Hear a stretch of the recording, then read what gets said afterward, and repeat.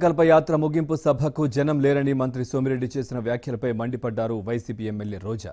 సోమిరెడ్డి సభ ప్రాంగణానికి వచ్చి ఉంటే జనం కిందేసి తొక్కేసి ఉండేవారంటూ ఆగ్రహం వ్యక్తం చేశారు. తిరుమల శ్రీవారిని దర్శించుకున్న అనంతరం ఆమె మీడియాతో మాట్లాడారు. చంద్రబాబు వంచన, ప్రజా వ్యతిరేక పాలనపై పోరాటంగా జగన్ చేపట్టిన ప్రజా సంకల్పయాత్ర విజయవంతంగా ముగిసిందన్నారు రోజా. నిజంగా సోమిరెడ్డి లాంటి వాళ్ళు నిన్న గనక మీటింగ్కి వచ్చింటే కిందేసి తొక్కుంటారు. అంత జనం విసికేస్తే రాలని జనం.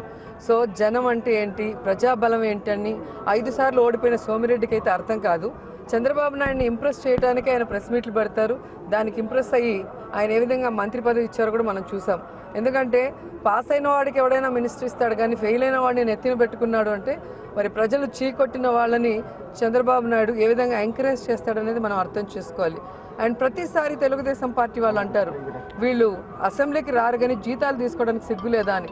నేను సూటిగా చెప్తున్నాను సోమిరెడ్డికి, 5 సార్లు ఓడిపోయిన నీకు మంత్రి పదవి తీసుకోవడానికి సిగ్గులేదా, మంత్రిగా జీతం తీసుకోవడానికి సిగ్గులేదా అని నేను అడుగుతున్నాను.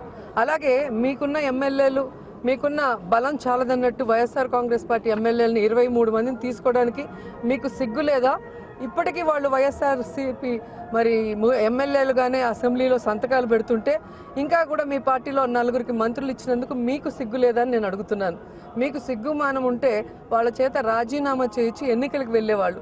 కానీ మీ ప్రజా వ్యతిరేక పరిపాలన వల్ల ఖచ్చితంగా వాళ్ళందరూ ఓడిపోతారన్న భయంతోనే ఈరోజు వ్యవస్థల్ని నిర్వీర్యం చేస్తూ అసెంబ్లీని కూడా ఈరోజు అపవిత్రం చేస్తూ మీరు వాళ్ళని సస్పెండ్ చేయలేదు కాబట్టి మేము అసెంబ్లీకి రాలేదు, కానీ మాకేం టైంపాస్ కోసము ఇంట్లో కూర్చోలేదన్న సంగతి మీరు తెలుసుకోండి.